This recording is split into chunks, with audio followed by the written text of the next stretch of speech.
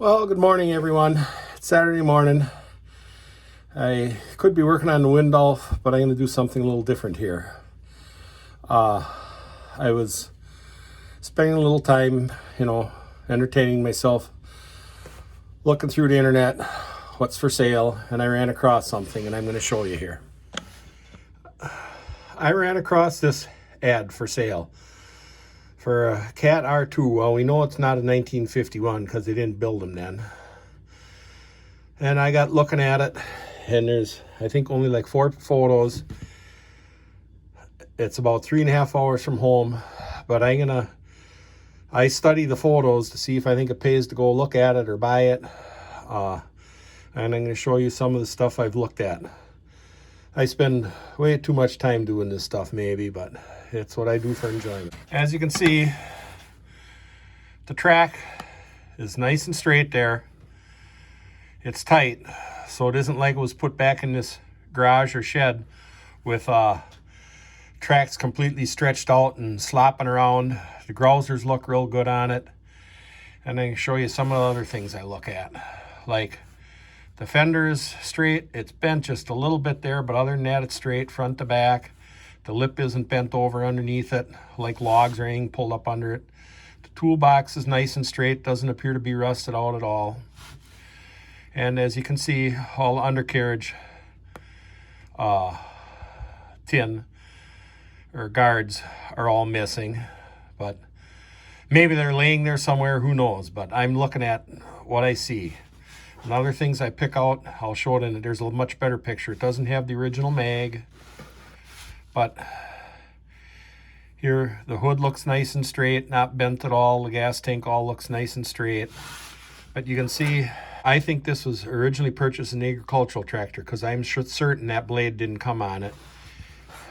You can see how the mounts are spaced away from the track frame, and the upright cylinder way in front of the track mounted off this brace bolted, this support bolted on the track frame with an upright single acting cylinder to raise and lower the blade. With the framework goes from here up over the top and over to here and back down to the other side of the blade with 2 single acting cylinders to raise the blade.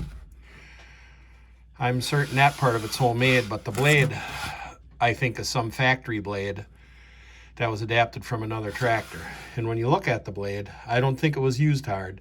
If it would have been used in rocks and such,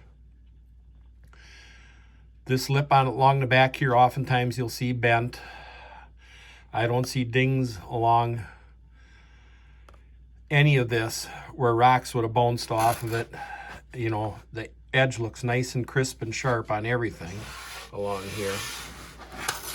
And you can see it has the fan shroud. That's a plus. But one thing it's missing besides the track guards is the sheet metal piece that goes along the side here from the radiator back to the clutch housing, kind of below the magneto. That's missing.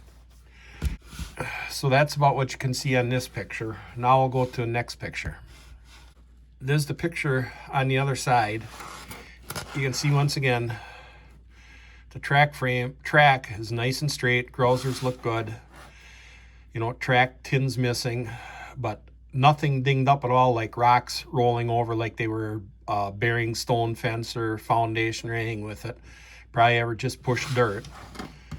And here you can see a better picture of the mount that's spaced away from the track frame, which I'm sure is homemade.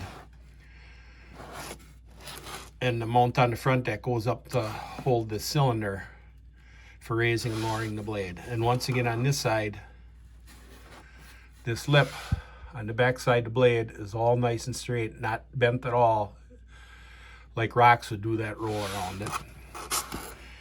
And another indication is it does have live hydraulics.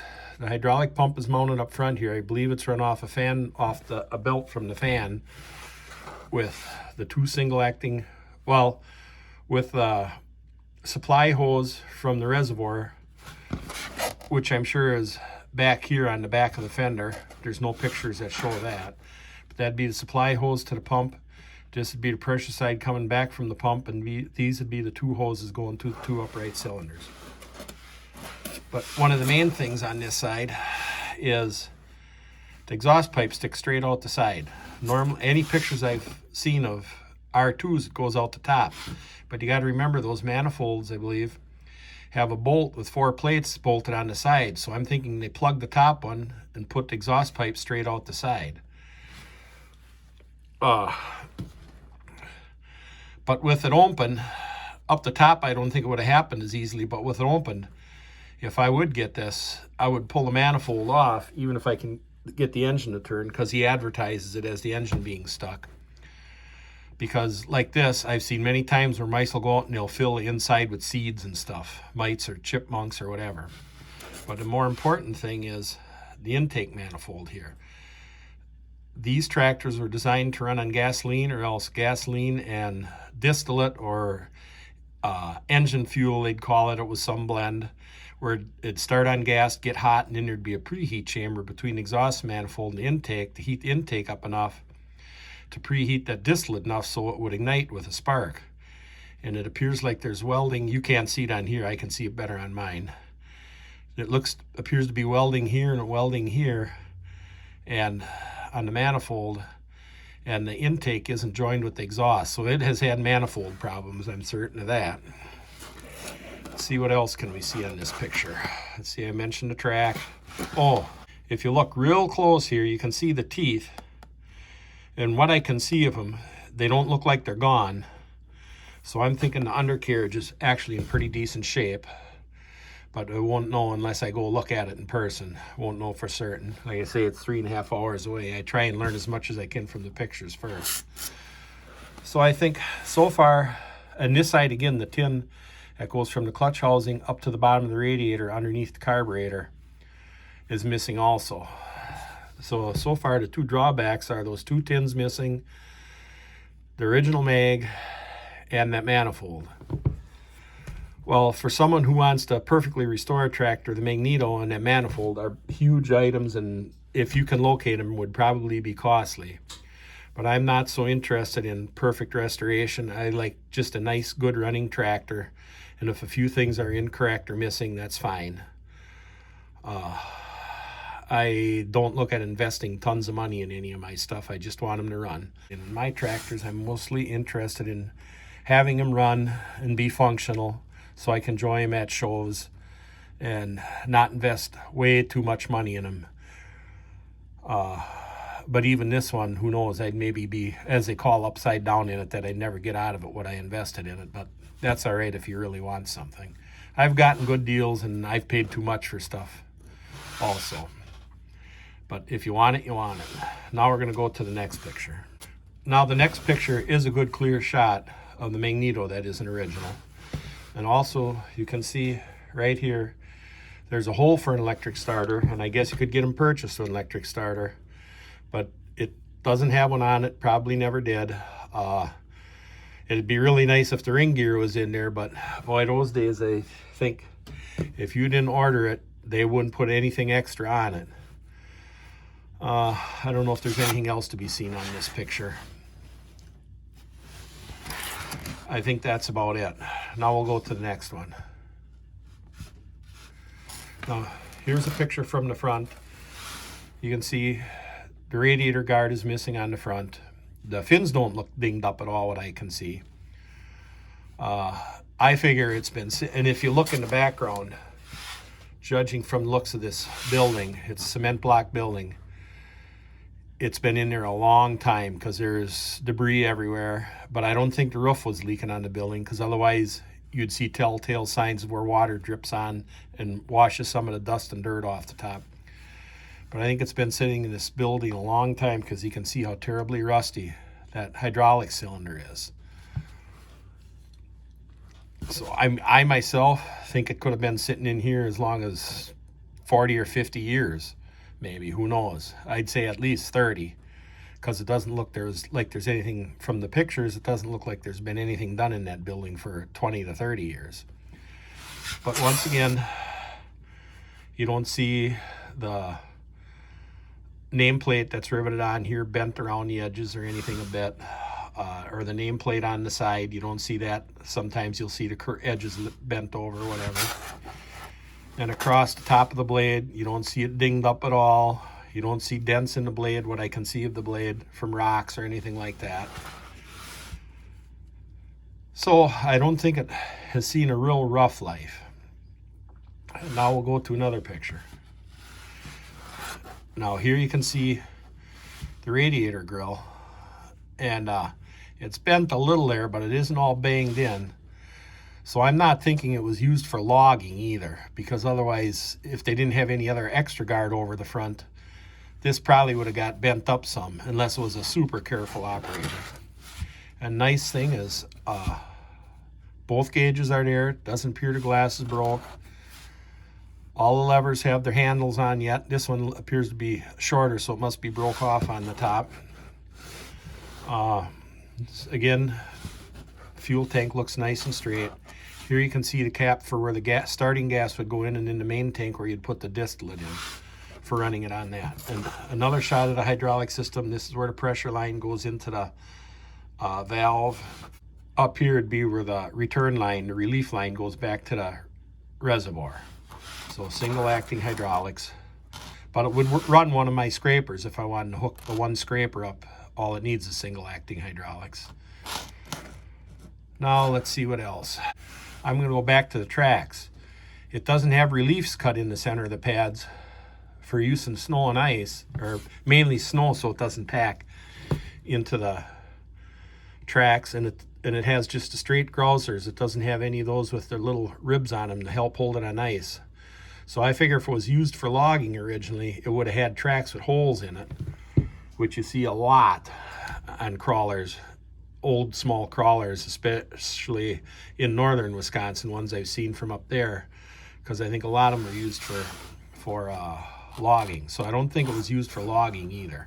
Who knows, maybe it was backed in here for work on the radiator because the radiator guard was off, and maybe it has a leak in it. So that's one thing I might suspect if I would acquire it.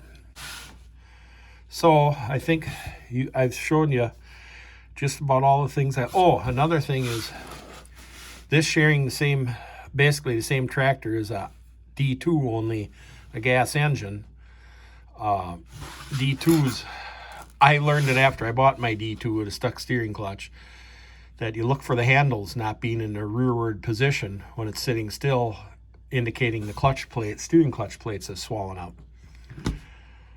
And these don't appear to be in rearward position. If I go look at it, I can check if they move and have spring pressure against them, but that still doesn't ensure that the plates themselves aren't stuck in place. And I can't just put it in gear and tie them back and try turning the crank to see if the clutches are loose, because the engine is tight. And back on the subject of that, I don't think if the engine is tight, I don't think it's due from rain getting down the exhaust, because say it was sitting outside before it got pushed in here with the pipe out the side, the rain shouldn't have went down the exhaust. I'm thinking it just sat in this garage so many years that just from the moisture in the air and the hot and cold cycle of air going in and out through the manifold and through the open valves, that it corroded enough in the cylinders to make it stick. So if I buy it, I'm banking on that the engine won't be in very bad condition at all. So I don't know. What do you think? Should I think I'm going to pursue this to see if I can purchase it.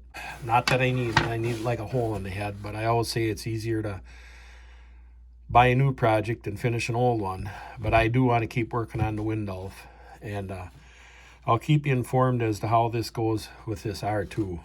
As I say, it's 3.5 hours from home. If I get it for the right price, I'm sure I'll buy it.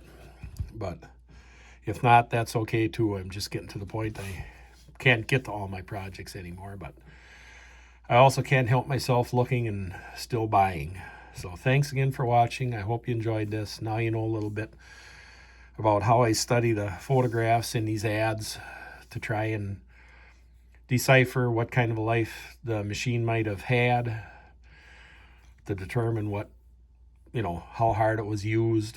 And as I always say, if you look at all the stuff, it helps to tell the story, even if there isn't a story to follow it. You have to try and decipher and let the tractor tell the story.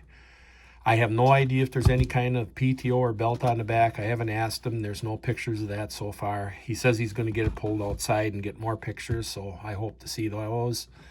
And maybe I'll go down and take a look at it and maybe get it purchased. So, as I said, thanks for watching. I hope you enjoyed this. Bye.